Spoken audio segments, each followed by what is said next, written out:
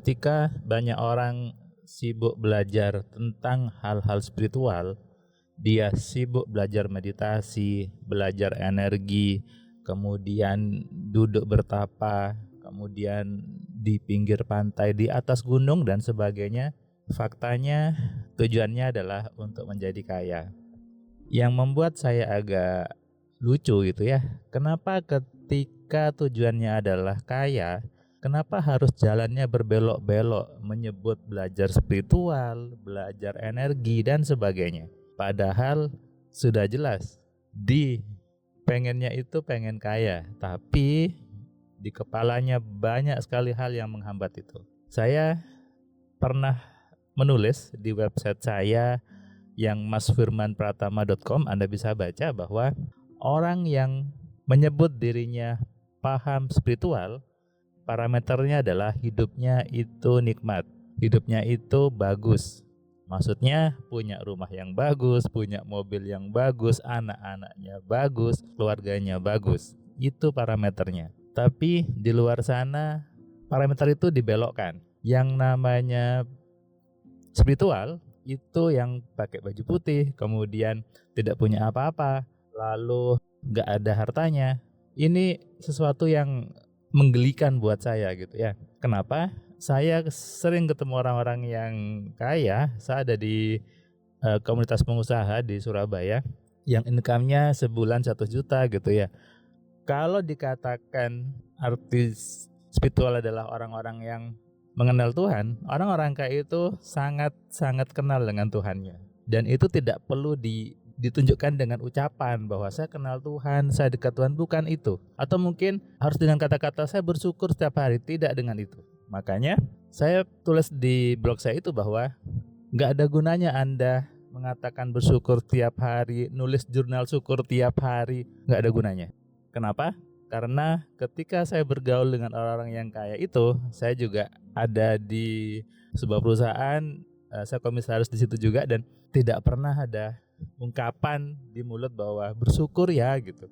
Kata bersyukur itu bukan untuk diucapkan, tapi untuk diaplikasikan.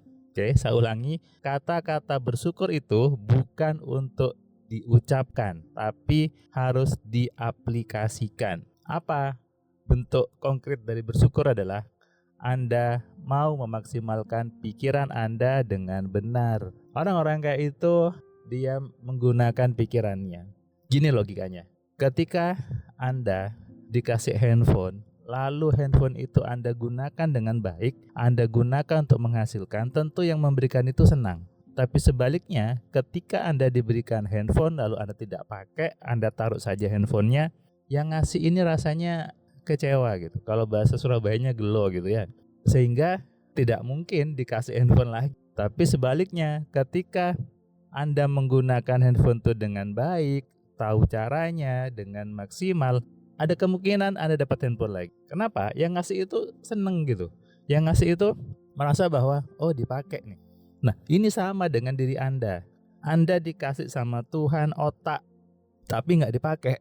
Dalam otak ada pikiran, gak dipakai pikirannya, yang ngasih kan kecewa. Tuhannya itu sedih. Kenapa gak dipakai? Apa parameternya? Hidupnya susah, hidupnya penuh dengan keluh kesah, hidupnya penuh dengan sesuatu yang negatif, hutangnya berat, dikit-dikit hutang, pinjol sana sini. Itu karena Anda tidak mau berpikir, Anda tidak mau menggunakan pikiran Anda, dan saya boleh bilang itu namanya tidak bersyukur. Orang-orang yang nyebut dirinya spiritualis itu adalah orang-orang kaya. Ketika saya ketemu dengan orang-orang yang kaya ini, kita sangat enak sekali ngomongnya tentang ketuhanan, tentang spiritual. Itu berbeda gitu. Ketika dengan saya ketemu dengan teman-teman yang di bawah penghasilannya, itu bahasnya lain. Meskipun mungkin disebut sama-sama spiritual, tapi bahasannya lain gitu. Makanya akhirnya saya bisa membuat kesimpulan bahwa orang-orang yang paham tentang spiritual, ya tentu parameternya adalah hidupnya kaya, hidupnya enak, hidupnya nikmat.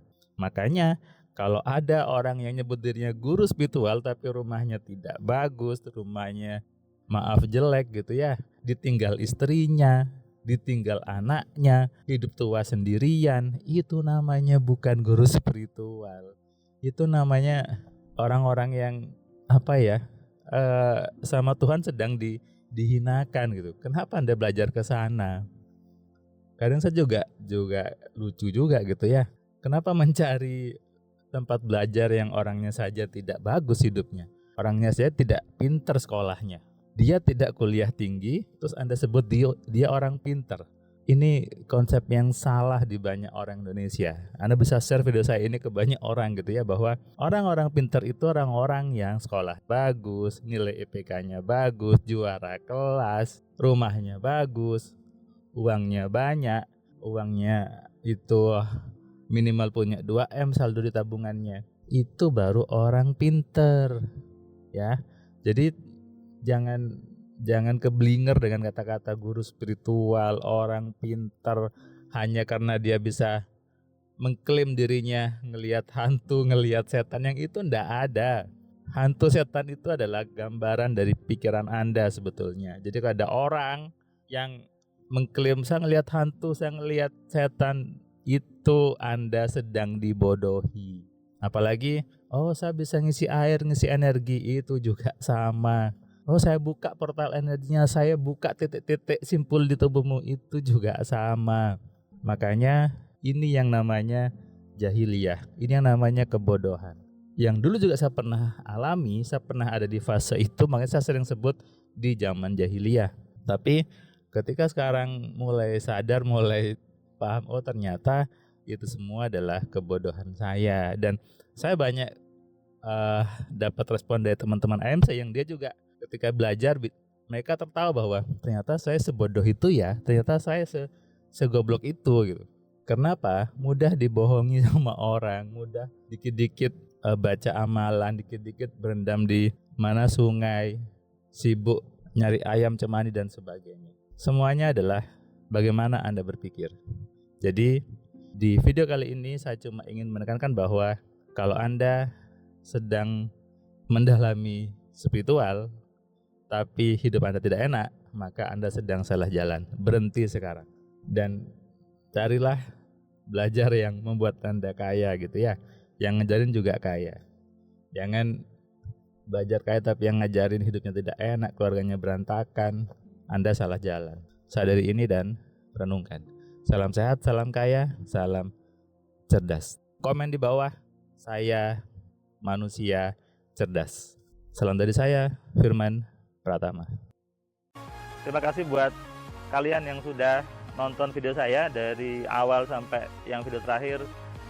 Saya ucapkan terima kasih. Dan kamu yang belum subscribe, kamu subscribe ya. Dan kamu bisa share ke banyak orang lainnya. Dan ingat, nyalakan loncengnya. Supaya apa? Kamu dapat notifikasi ketika ada video baru di Cahaya Kehidupan.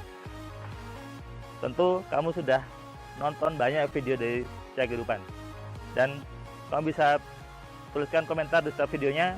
Kamu tuliskan komentarnya, kamu berikan bukti bahwa di video ini, di channel ini membuat hidup kamu berubah.